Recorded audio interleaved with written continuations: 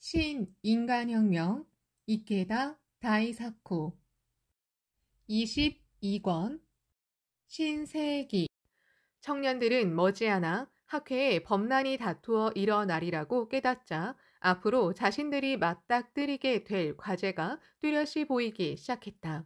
현재 장년부는 이른바 신앙 제2세대입니다. 광선유포가 어느 정도 이루어진 환경에서 신심하고 있습니다. 가장 먼저 신앙을 시작한 부모님들은 학회에 대한 오해와 편견, 또 초창기에 절복운동을 실천함에 따라 일어난 폭풍 같은 비난과 중상을 받으며 신심을 관철했습니다. 그러나 우리는 그런 체험이 부족합니다. 자칫하면 그 점이 신앙자로서의 약점이 될 수도 있지 않을까요? 그렇다면 어떻게 해야 하는가? 불여불굴의 자세로 항전한 역대 회장에게 배워야 한다는 의견도 있었다.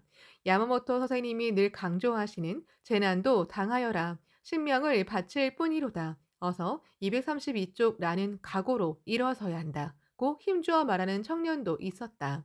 모두 유사시에 일어서려면 평소에 단련을 해두어야 한다. 예를 들면 가정방문 지도나 절복도, 힘든 곳이나 방문하기 어려운 곳에 가면히 도전하며 어려움의 장벽을 타파하고 끝까지 고생해서 자신을 단련하는 수행이 반드시 필요하다는 결론에 도달했다. 훈련의 힘은 위대하다. 이 말은 미국 사상가 에머슨의 잠언이다.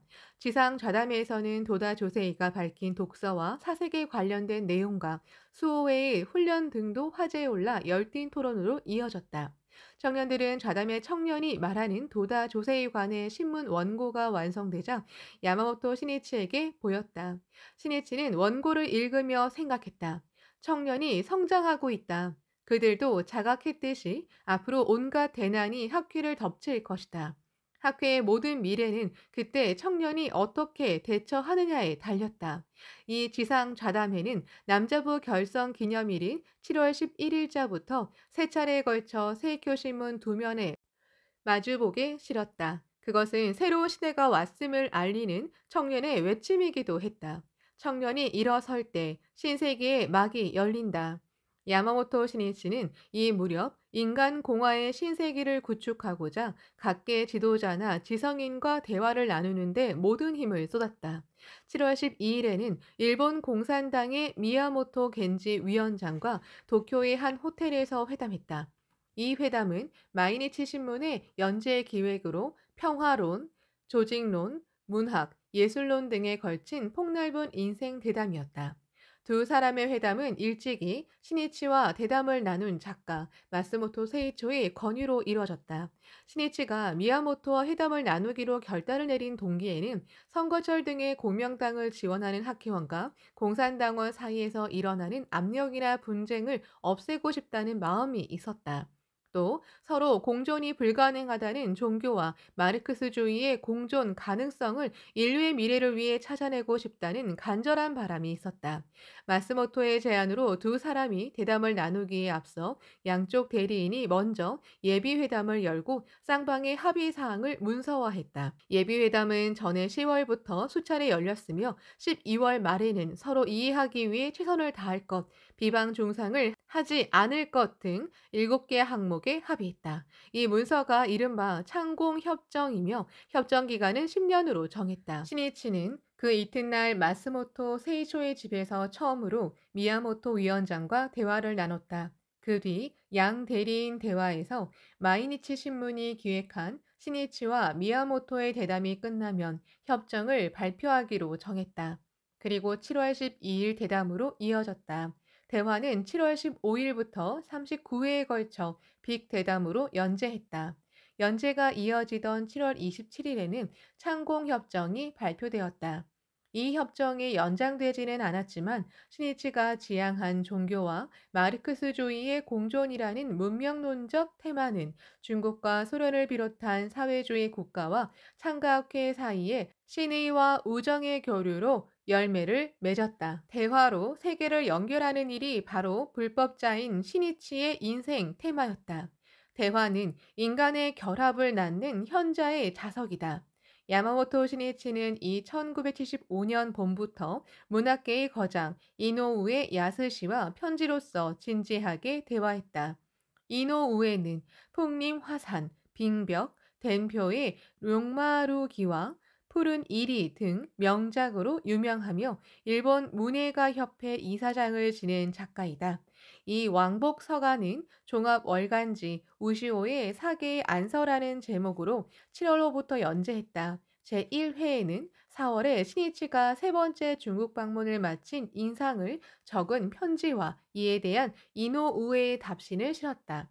신이치는 중국에서 캄보디아의 시아누쿠 국왕을 만나 회견한 상황과 처음으로 우한을 방문해 그동안 우정을 돈독히 해온 우한대학교의 일본어 강사 우웨어와 재회한 일 등을 소개했다. 나라와 나라의 우호도 그 근본은 인간과 인간의 교류임을 강조하며 인간 교류의 영원한 길을 여는 데 무엇이 중요한지를 이야기했다. 인간이 지닌 영원한 존귀함에 기초를 두지 않으면 영원한 우호는 확립할 수 없다고 믿습니다. 이것은 불법자로서 저의 신념입니다. 인간의 존재를 현세뿐만 아니라 과거, 현재, 미래로 이어지는 3세에 걸친 존재라고 파악하면 인간으로 존재한다는 희유의 가치와 의의의 저절로 눈이 열리지 않겠습니까? 그렇듯 자기 존재의 본연을 깨달아 알면 그것은 그대로 타인의 존재도 똑같이 경외심을 품고 보게 되는 법입니다. 인간이라는 존재가 현세라는 강의 흐름에서 일어나는 물보라처럼 우연한 산물로 받아들인다면 생명 깊은 곳에서 서로 공명하기도 어렵고 접촉하기도 어렵다고 생각합니다. 사람과 사람의 관계를 그 자리에서만 한정된 것이라고 생각하면 눈앞의 이해라는 척도로 다른 사람을 헤아리게 되어 참된 우호를 맺을 수 없다. 그러나 과거세부터 깊은 유대로 맺어졌다고 인식하면 다른 사람을 대하는 태도가 달라지고 인간관계가 더욱 깊어진다. 현대는 사람과 사람의 유대가 희박해지고 얽히기를 피하는 풍조가 널리 퍼져 있다. 이것을 근본적으로 해결하는 방법은 사람과 사람이 만나는 현상의 저류에서 얼마나 깊은 의미를 찾아낼 수 있느냐에 달렸다고 할 수 있다.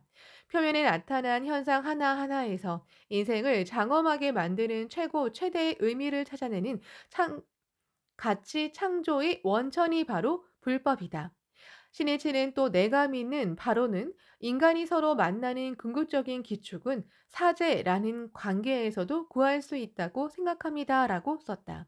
인간이 삶을 영위하는 모든 장면에 가르치고 배우는 사제 관계가 존재하며 우호도 이런 사제 관계를 의식하면 가장 이상적인 형태가 된다. 즉 서로가 스승이면서 제자라는 인간관계를 깊이 통찰하고 교류하면 우호는 가장 풍요롭게 열매를 맺는다고 생각합니다.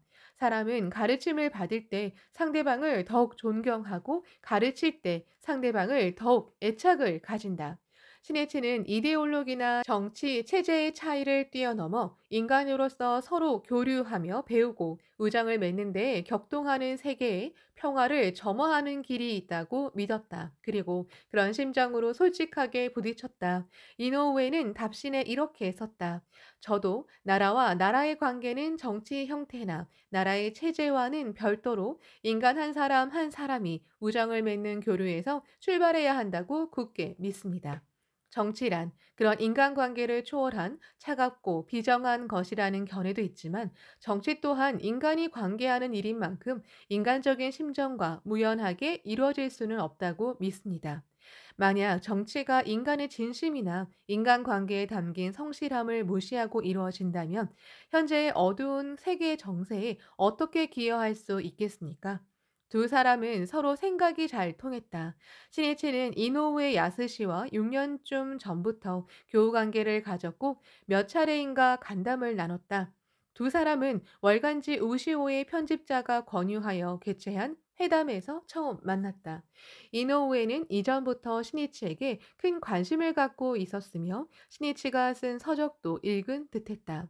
1968년 12월에 이노우에 야스시와 우수이 요시미가 엮은 10권의 책 전 10권, 주부의 벗사 시리즈의 제5권, 생사를 초월한 존재가 출판됐다. 그 책에 야마모토 신이치의 수상록이나 강연 그리고 강의 등에서 발췌한 문장을 명언집으로 행복 확인, 청년에게 보내는 짧은 글이라는 제목을 붙여 실었다. 그 편자가 이노우에였다. 한편 신이치는 이노우에 문학의 애호가이다. 이노우에는 일본 문예 원상을 수상한 일본 문예원 회원으로서 소탈하고 꾸밈없는 인품을 지녔다. 그리고 20살이나 아래인 신이치에게도 정중히 대했다. 1969년 11월 말 무렵부터 이른바 언론 문제가 일어났다.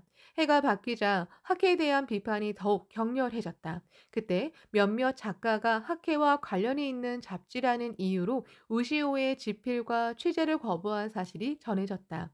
당시 이노우에가 이사장이었던 일본 문예가 협회에서도 일부 작가가 학회에 항의 성명을 내야 한다고 소리를 높였다.